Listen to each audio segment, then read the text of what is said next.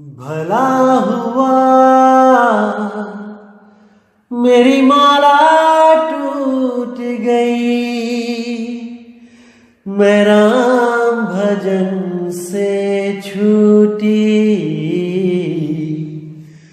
भला हुआ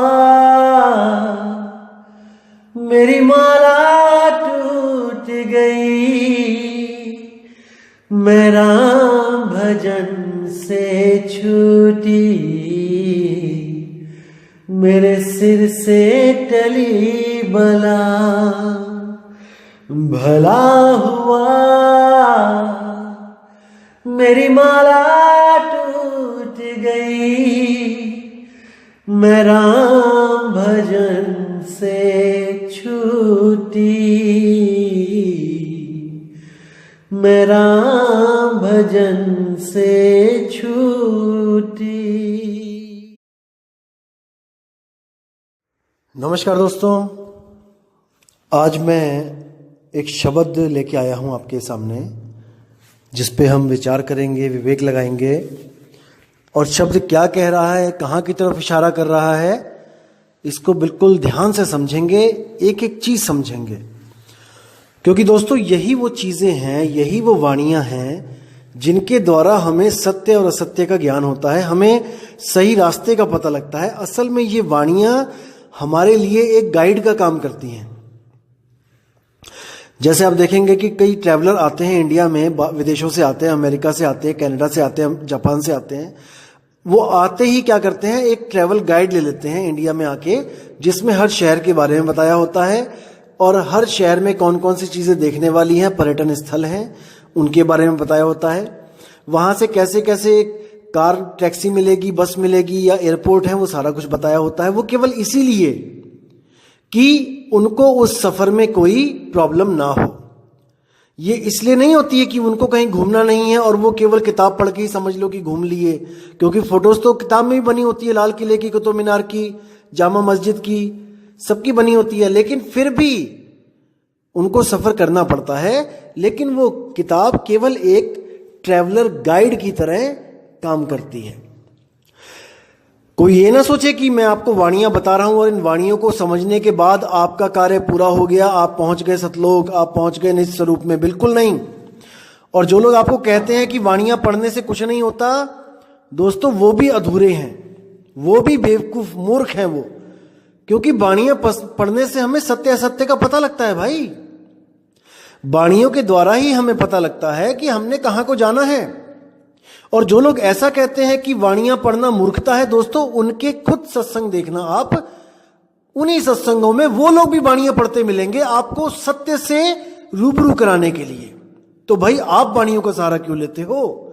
अगर आपको दूसरा कोई वाणी पढ़े तो आपको चुभता है और आप कहते हो कि ये वाणियां पढ़ के सुनाते हैं केवल, तो आप भी वाणियां छोड़ दो, आप भी केवल अपना सत्संग करो। दोस्तों वाणियां केवल इसलिए ली जाती हैं ताकि आपको पता लग सके कि हर संत का मत एक है, हर संत एक सी ही बात कर रहा है।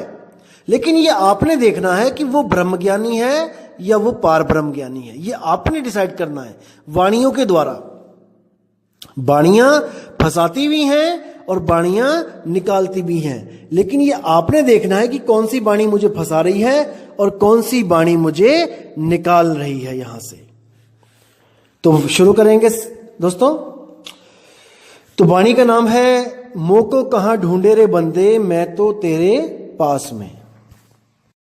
कबीर साहब की बहुत ही मशहूर, बहुत ही प्रचलित वाणी है। ज्यादातर आपको हर ग्रंथ में, हर धर्म में ये मिल जाएगी। इसको कई संतों ने, महंतों ने छापा है, लेकिन इसका गलत अनुवाद करके लोगों को भ्रमित कर दिया है। दिक्कत यहां पे है, इसलिए मुझे इस वाणी को शुद्ध करके बताना पड़ रहा है कि आखिर वाणी कहती क्या है। तो शुरू करेंगे दोस्तों।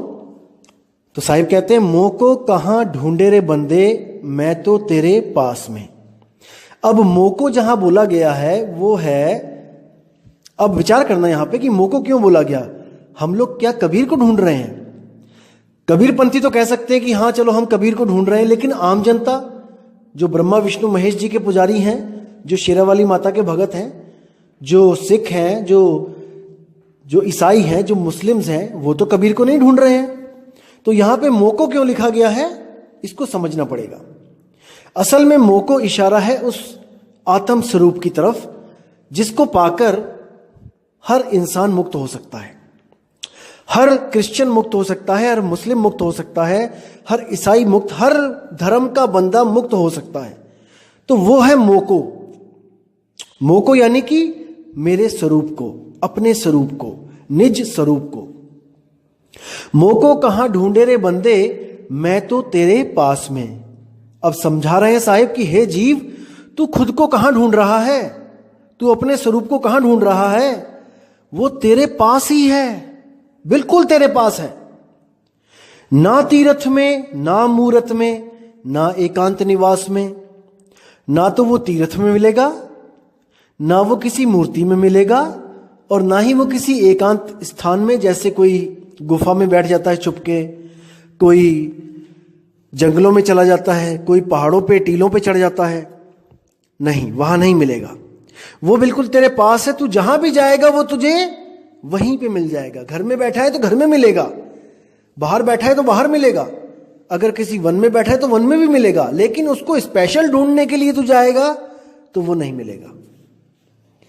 ना मंदिर में, ना मस्जिद में, ना काबे कैलाश में, ना किसी मंदिर में मिलेगा भाई, ना मस्जिद में, ना काबा कैलाश में चक्कर काटने से मिलेगा। कोई कलमा पढ़ने से नहीं मिलेगा, कोई आरतियां गाने से नहीं मिलेगा, कोई प्रेयर करने से नहीं मिलेगा, कोई अरदास करने से नहीं मिलेगा। नहीं मिल सकता वो, क्योंकि वो स्वयं अरदास कर रहा है, स्वयं प्रेयर कर रहा है। वो खुद को पाएगा या प्रेयर करेगा, इन दोनों में से एक काम करना है। या तो प्रेयर कर ले या फिर खुद को प्राप्त कर ले, एक चीज है। तो इसको समझना पड़ेगा कि क्या बोल रहा हूं मैं, थोड़ा सा विवेक लगाना पड़ेगा, लेकिन उम्मीद करता हूं समझ में जरूर आएगा। अब क्या कहते हैं कि मैं तो तेरे पास में बंदे, मैं तो तेरे पास में। ना मैं जप में और ना मैं तप में, ना व्रत उपवास में। ना तो मैं किसी जप में हूं। अगर कोई कहता है कि आप जपना शुरू करो, राम राम राम राम, ओम कलियम हरियम श्रियम, या ओम सोहम, या ज्योत निरंजन ओंकार अनंकार सोहंग सतनाम, या और कोई नाम, कबीर कबीर कबीर, सत साहिब, सत श्री अकाल, वाहेगुरु वाहेगुरु, अल्लाहू अल्लाहू, कुछ भी अगर आपको कोई जपने को कहता है तो मैं नहीं मिलूंगा। ना मैं जप में, इसको काटा मार दो, जप में तो वो है ही नहीं। और ना मैं तप में, ना ही मैं तपस्या में। तपस्या में भी नहीं मिलूंगा। तपस्या यानी कि अपने शरीर को तपाना, कष्ट देना, एक टांग पे खड़े हो जाना, पेड़ों पे उल्टा लटक जाना, भूखे रहना, ये सब तप है, तपस्या है, ये भी नहीं करना है। ना मैं व्रत उपवास में, ना ही मैं किसी व्रत रखने से मिलूंगा कि सोमवार के 16 व्रत रखूंगा तब मुझे मिलेगा, या मैं और कोई मंगलवार के व्रत रखूंगा हनुमान जी के तब मुझे मिलेगा। बिल्कुल नहीं। भूखा रहने से अगर वो मिलता होता तो जितने भी गरीब बेचारे भूखे सोते हैं सबको मिल गया होता। तो आगे क्या कहते हैं, ना मैं क्रिया कर्म में रहता, नहीं जोग सन्यास में। अब यहां पे थोड़ा विचार करना है कि वाणी क्या कह रही है कि ना मैं क्रिया कर्म में रहता। अब कई लोग ये सोचते हैं हिंदू धर्म, मुस्लिम धर्म में, ईसाइयों में भी, कि जैसे कोई बंदा मर गया, किसी के प्राण निकल गए, अब वो क्या कहते हैं कि अब इसका क्रियाक्रम करना पड़ेगा वरना ये भटकेगा भूत बन के।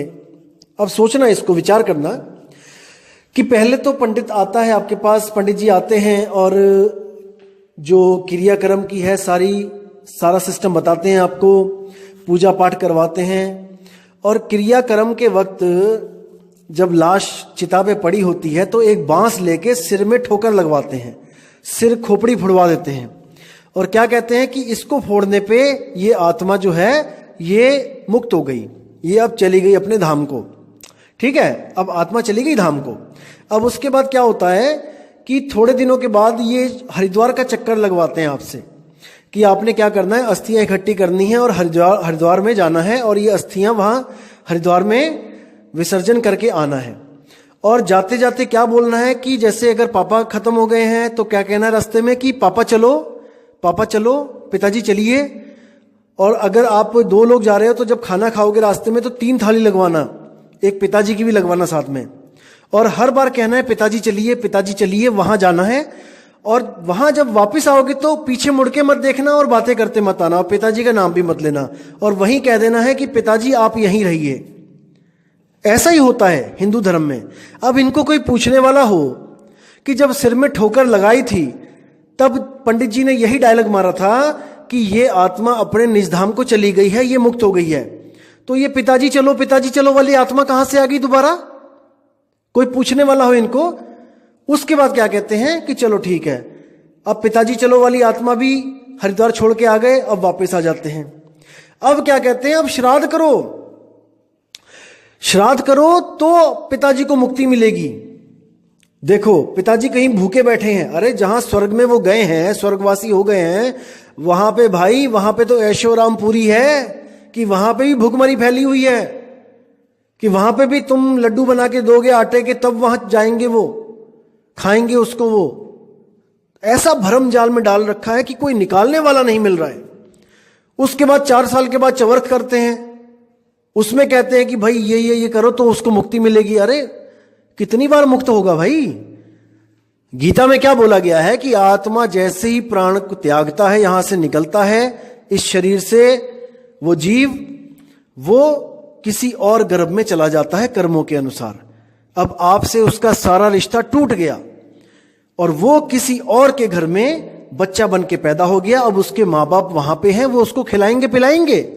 अब यहां आपके श्राद्ध और आपके चवर्क से जो खाना खिलाना जो आप कर रहे हो वो नहीं पहुंचने वाला वहां पे, वहां वही खाया जाएगा जो उसके माँ और बाप उसको खिलाएंगे।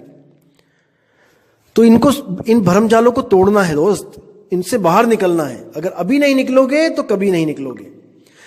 तो आगे क्या कहते हैं, ना मैं क्रिया कर्म में रहता, नहीं जोग संन्यास में। ना तो मैं किसी क्रियाक्रम में रहता हूं और नहीं कोई जोग संन्यास। जैसे आप देखोगे हठ योग, राजयोग, तरह तरह के योग, प्राण योग, ये सारे जितने भी योग हैं जो शरीरों के द्वारा किए जाते हैं, इसमें शरीरों को साधा जाता है, सुरति को नहीं साधा जाता। इसमें शरीरों को साधा जाता है। और यही जोग संन्यास में जितने भी जपी तपी सन्यासी थे वो सब उलझ गए और वापस गर्भजून में आ गए। अब कहते नहीं प्राण में, नहीं पिंड में, ना ब्रह्मांड आकाश में। ना तो मैं प्राण में रहता हूं और ना ही मैं पिंड में रहता हूं और ना मैं ब्रह्मांड में रहता हूं। अब यहां पे प्राण, पिंड, ब्रह्मांड और अंड सब आ गया, इकट्ठा ही आ गया, क्योंकि जो अंडे जो पिंडे सो ब्रह्मंडे, सब कुछ एक ही में आ गया। और यहां पर साफ मना कर दिया कि ना ही तेरे शरीर में रहता हूं, ना ही मैं अंड में रहता हूं, ना ब्रह्मांड में रहता हूं, मैं कहीं पे भी नहीं हूं। अब यहां पर सोचने वाली बात है कि नहीं प्राण में है, क्योंकि कई प्राण योग जो करवा रहे हैं वो क्या कहते हैं कि कबीर साहब प्राणों में है, परमात्मा प्राणों में रहता है। तो प्राणों में भी नहीं हूं, नहीं प्राण में, नहीं पिंड में। कई लोग कहते हैं आपके पिंड में ही है परमात्मा, वहां पे भी नहीं हूं। कोई कहते हैं ब्रह्मांड में है, आकाश में, वहां पे भी नहीं हूं। तो हर जगह नहीं हूं, नहीं हूं, नहीं हूं। क्यों? क्योंकि ये सब ब्रह्म है, ये सब ब्रह्म का जाल है, यहां पर मैं कहीं नहीं मिलूंगा। अब आगे क्या कहते हैं, ना मैं त्रिकुटी भंवर गुफा में, नहीं श्वासों की श्वास में। यानी कि ना तो मैं त्रिकुटी में हूं। कई लोग आपको भ्रमित करेंगे, कई ऐसे पंथ चल रहे हैं भारत में और भी कई जगह, जहां थर्ड आई के नाम पे, तीसरे तिल के नाम पे, त्रिकुटी शिव नेत्र के नाम पे आपका सारा ध्यान माथे पे लगवा देंगे, जहां पर इंगला पिंगला और सुषुम्ना नाड़ी जाती है, उसी नाड़ी में आपका सारा ध्यान लगवा देंगे। और आपको क्या कहेंगे कि इसी में परमात्मा मिलेगा, ज्योत स्वरूपी। इसी में एक ज्योत जग रही है जो चोरों में भी है, ठग्गों में भी है, साधु में भी है, संतों में भी है, सब में है। उसी ज्योत के दर्शन करने हैं, उसी ज्योत में आपको गुरु का स्वरूप मिलेगा और आप उसी नूरी स्वरूप के दर्शन करके मुक्त हो जाओगे। आपको ऐसे भ्रम में डाल दिया जाएगा। लेकिन दोस्तों बिल्कुल नहीं, बिल्कुल नहीं। कबीर साहब कहते त्रिकुटी मध्य ध्यान लगाए, कहो कहां को जाए। सुरती समानी अधा धुंध में और बिन जाने कहां जाए। कहते त्रिकुटी में ध्यान तो लगा लिया भाई, लेकिन जाना कहां है? त्रिकुटी कहां है? इस शरीर के अंदर, और शरीर एक दिन छोड़ना पड़ेगा। जब शरीर छोड़ोगे तब कहां जाओगे? आज तो मान लिया कि चलो त्रिकुटी में सुरती लगा ली, वहां पे ज्योत भी जग गई, सब कुछ हो गया, ओके रिपोर्ट है। अब जब वहां पर शरीर खाली करना पड़ेगा तब कहां जाओगे भाई? शरीर से तो बाहर निकलोगे कि नहीं निकलोगे? कि अड्डा ही बना लोगे शरीर को कि नहीं निकलूंगा मैं यहां से? आपको शरीर खाली करना पड़ेगा, तब कहां जाना है इस पे विचार करना है। जैसे उदाहरण देता हूं आपको कि कुतुब मीनार 5 मंजिला है। आपने क्या किया? अधूरे गुरु मिले आपको, उन्होंने क्या कहा कि सबसे ऊपर के माले में परमात्मा रहता है, वहां जाओ। ठीक है, चले गए, नीचे के 4 माले हमने खाली कर दिए, सुरती को चढ़ा दिया ऊपर, और जब हम 5वें माले में बैठ गए और वहां पे पूरा प्रकाश ही प्रकाश हो गया, सब कुछ बढ़िया एकदम फर्स्ट क्लास, तो हम निडर हो गए कि अब हमने इस माले को छोड़ के नहीं जाना है, यहीं पे हमारा परमात्मा रहता है। हमने नीचे से पैर के अंगूठे से अपनी सुरती उठा के तीसरे तिल पे लगा दी है और अंदर प्रकाश ही प्रकाश हो गया है, अब यहीं पे हमारा परमात्मा हमें मिलेगा। अरे भाई, जब आपको बाहर निकाला जाएगा तो 5वां माला भी खाली करना पड़ेगा, फिर कहां जाओगे? जैसे किराए के कमरे में आपको 1 महीने के लिए किराए का कमरा मिला किराए पे, आपने सारा सामान फैला दिया, सब कुछ फैला दिया अपने कमरे में। अब जब आखिरी दिन आया, मकान मालिक कहता है कमरा खाली करो, तो आपने क्या किया? क्योंकि बाहर तो कभी खोजा नहीं था कि मैं किसी और कमरे में जाऊंगा, क्योंकि इसी को सत्य मान के बैठे थे कि इसी शरीर में परमात्मा है, यही मेरा घर है, इसी कच्चे घर को अपना घर मान के बैठे थे। आपने सारा सामान उठा के नीचे से ऊपर वाली टांड पे रख दिया। जो किराए के कमरों पे देखोगे आपकी टांड भी बनी होती है, जो नीचे का सामान ऊपर रखने के लिए, जो फालतू सामान होता है। आपने सारा सामान टांड पे रख लिया। अब वो टांड पे रखने के बाद आप मकान मालिक को कह रहे हो कि देखो आपका कमरा खाली कर दिया मैंने, आपका कमरा खाली है। अरे भाई, वो टांड भी कमरे में ही है। जब आपको निकाला जाएगा तो उस टांड से भी निकाला जाएगा, बाहर निकाला जाएगा, अब कहां जाओगे? तो हमने उस घर का विचार करना है जहां जाने के लिए हमें इस पूरे घर को खाली करना पड़ेगा। तिरकुटी विरकुटी में नहीं उलझना है, पूरा घर खाली करो। इसी को जीवित मरना कहते हैं। जीवित मरना क्या होता है? कई लोग कहते हैं, भरमा दिया कई लोगों ने जीवों को कि पिक्चर देखना या पार्टी में जाना या शादियों में नाचना, जैसे डीजे चलता है नाचते हैं, या लिपस्टिक लगाना, बिंदी लगाना, चूड़ियां पहनना, रंग बिरंगे जो कपड़े पहनना, ये सब त्याग दो। इसी को जीवित मरना कहते हैं। वाह भाई वाह। मतलब शादी में जाओ लेकिन नाचो मत, तो आप मुर्दा हो, जीवित मुर्दा हो। अरे भाई, क्या कभी मुर्दा भी किसी की शादी में जाता है क्या? क्या मुर्दा वहां जाएगा तो वो मुर्दा है और वो थोड़ा सा नाच ले तो वो जीवित हो गया? क्यों भ्रम में डालते हो जीवों को? जीवित मरने का मतलब होता है जो अंत समय में, मौत के वक्त आपकी स्थिति होगी, उसी को जीते जी प्रैक्टिस करो। अंत समय में पैर के अंगूठे से लेके सिर की चोटी तक पूरा शरीर ये खाली करना पड़ेगा, ये पूरा खाली करना पड़ेगा। इसी को जीते जी प्रैक्टिस करो और इस पूरे शरीर को खाली करो। पूरे शरीर को खाली करना है। और कहां पे सुरती होनी चाहिए? शब्द में। जब शब्द में सुरती होगी तो पूरा शरीर खाली करने के बाद भी आप जीवित रहोगे, क्योंकि आप हमेशा के लिए जीवित ही हो। आपको कोई मार नहीं सकता, आप अमर हो। लेकिन आप अपने आप को शरीर समझ रहे हो, मन समझ रहे हो, इसलिए आप कहते हो कि हाय मैं मर गया, डॉक्टर साहब मुझे बचा लो। जबकि डॉक्टर साहब क्या, आपको स्वयं काल भी आके नहीं मार सकता। डॉक्टर तो आपको क्या बचाएगा? क्योंकि आप मरने जन्मने से न्यारे हो, आप अमर हो, लेकिन आप भूल चुके हो कि आप अमर हो। अब जो गुरु आता है वो आपको अमरता का वरदान देता है। साहिब की वाणी है, हम ना मरिब मरिब संसारा और हमको मिला जियावन हारा। यानी मुझे वो शब्द मिला जिस शब्द को सिमरण करके मैं अमर हो गया हूं, अब मैं जन्म मरण में नहीं आऊंगा। ये हमारे लिए बोली है वाणी, कोई कबीर साहब के लिए ना सोचे कि उनको भी कोई शब्द गुरु मिल गया, किसी ने दे दिया। वो स्वयं शब्द गुरु हैं। हम हैं शब्द शब्द हम माही, और शब्द से भिन्न और कछु नहीं। शब्द हमारा रूप है।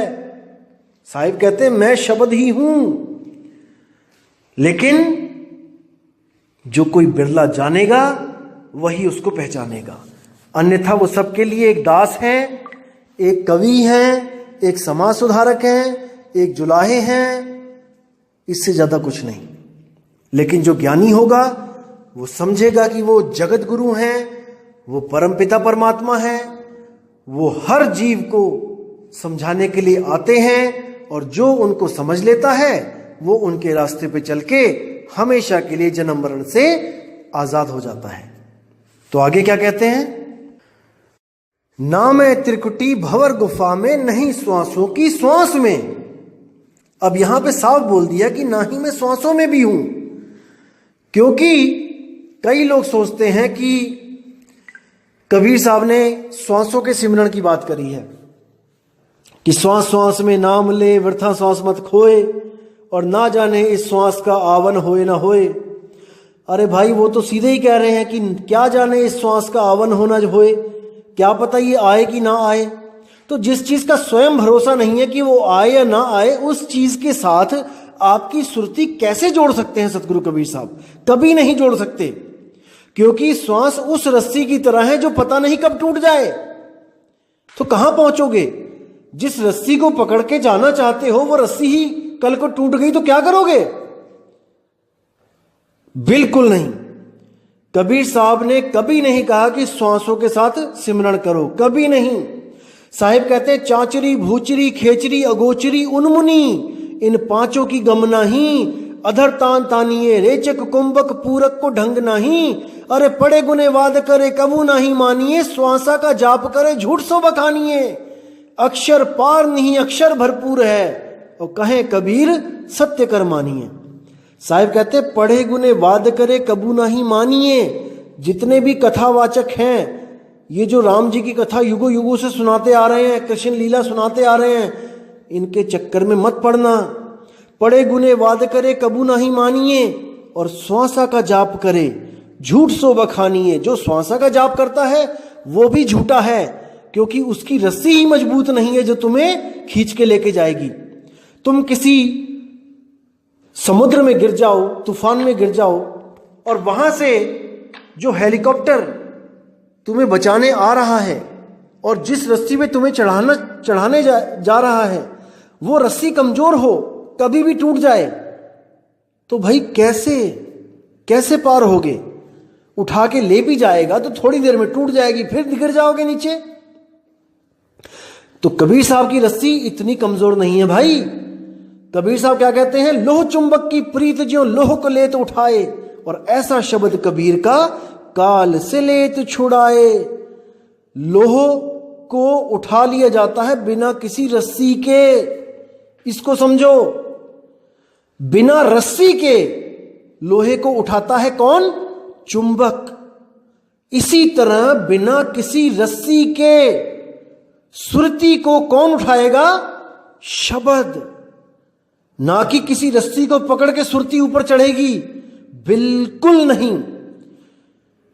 क्योंकि शब्द विहंगम चाल हमारी, कहे कबीर सतगुर दई तारी, खुले कपाट शब्द झनकारी, और पिंड यंड के पार सुदेश हमारा है, करने नो दीदार महल में प्यारा है।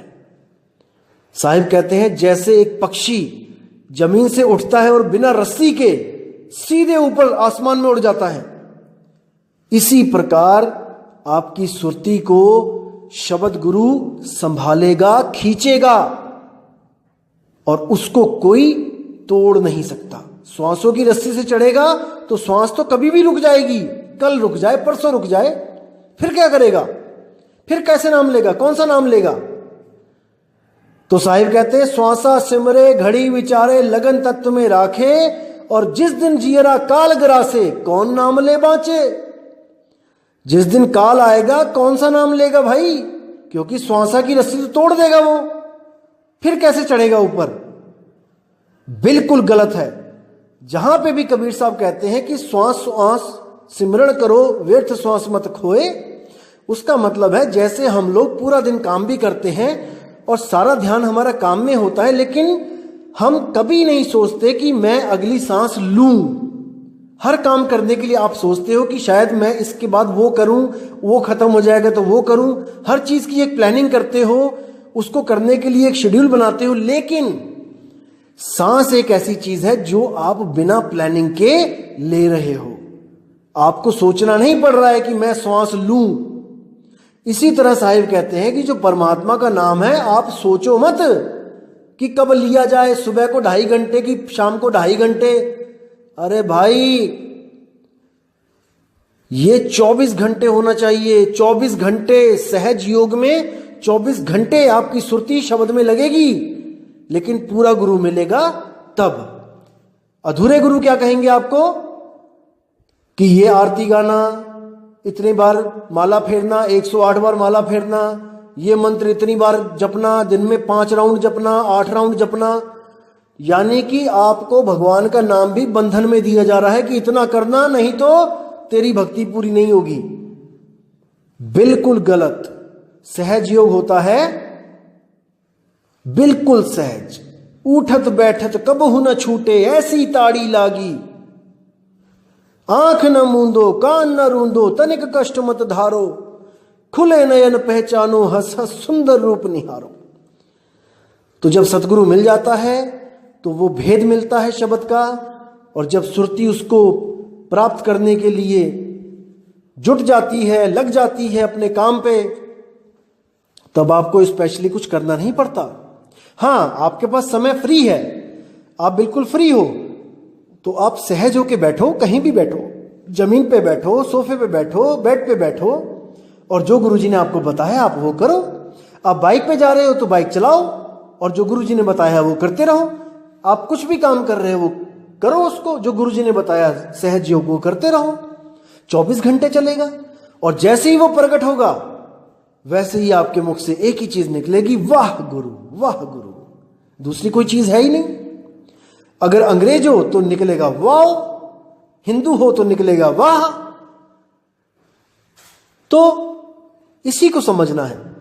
वो आनंद है, वो शब्द गुरु का आनंद है जो मुख से वहां निकलता है।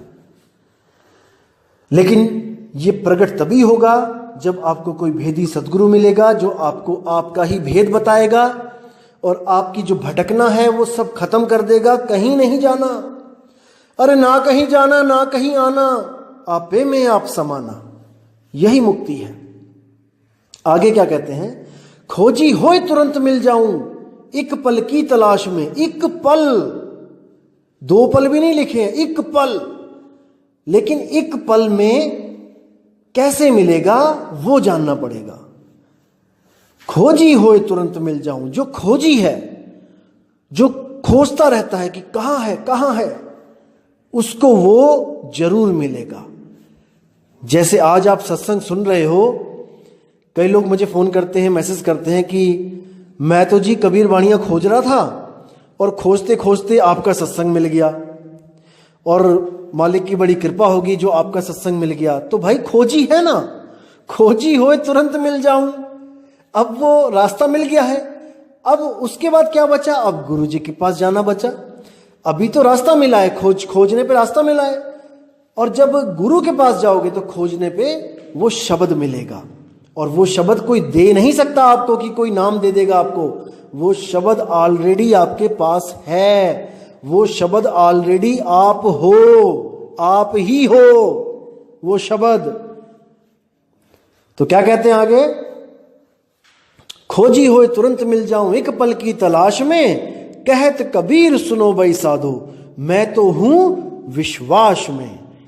विश्वास में क्यों बोला साहिब ने, क्योंकि भाई जब गुरुजी शब्द देंगे आपको, देंगे बोलने में आ रहा है, जब शब्द लखाएंगे तो आपको कुछ दिखाई नहीं देगा आंखों से, कि आप सोचो कि गुरुजी लखाएंगे यानी कुछ दिखाएंगे हमें, कोई चमकती हुई चीज दिखाएंगे, बिल्कुल नहीं।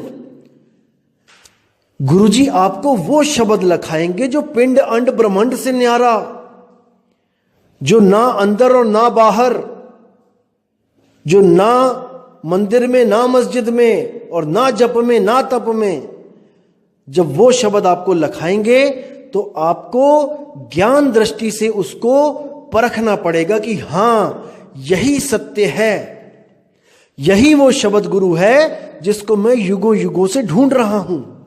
और इस पर विश्वास करके आपको भक्ति शुरू करनी पड़ेगी, गुरु पर विश्वास करके कि जो गुरु जी ने बताया है ये अटल सत्य है और इसी को मैं प्रैक्टिस करके, प्रैक्टिकल करके इसको प्राप्त करूंगा।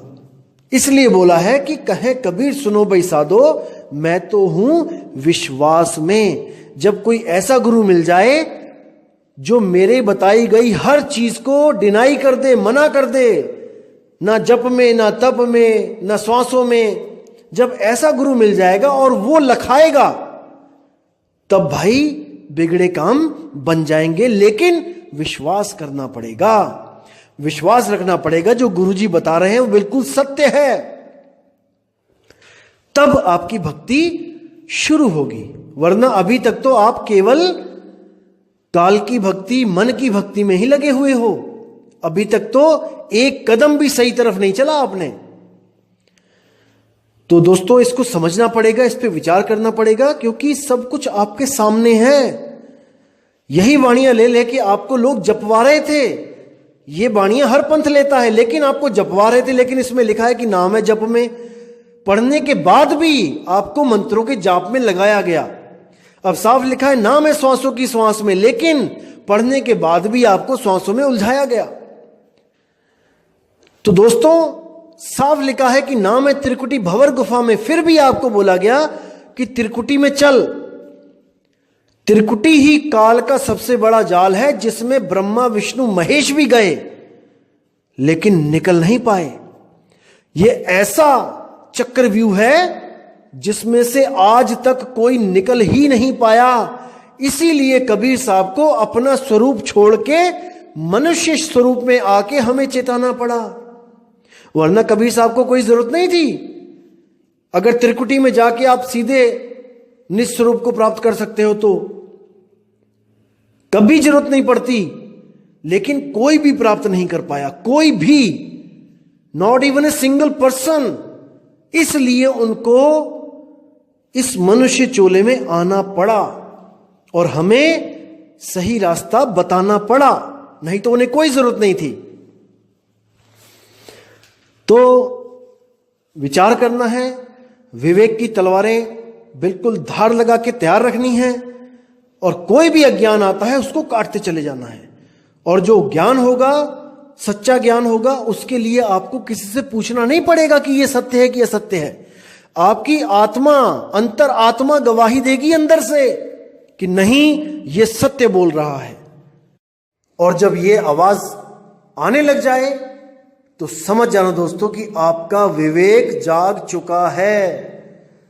अब आप सत्य और असत्य की परख स्वयं कर सकते हो, स्वयं। तो दोस्तों मैं विदा चाहूंगा और अगली ऑडियो में बहुत जल्दी बनाऊंगा, जिसमें आपको मैं अभी 5 ब्रह्म के बारे में बताऊंगा। दोस्तों थोड़ा सा ना मैं आपको चाहता हूं कि और भी कई चीजें क्लियर करता चलूं साथ में, ताकि कर देनो दीदार महल में प्यारा है जो शब्द है, इसको बिल्कुल स्मूथली समझो आप, उसमें हर चीज आपके समझ में आए, क्योंकि उससे रिलेटेड कई चीजें आपको भी बतानी है। क्योंकि कई मेरे भाई लोग हैं जो बिल्कुल नए हैं, जो कबीर पंथ में नहीं है, जिनके लिए ये चीजें बिल्कुल नई होंगी, तो उनको भी तो साथ में लेके चलना है ना मेरे भाई।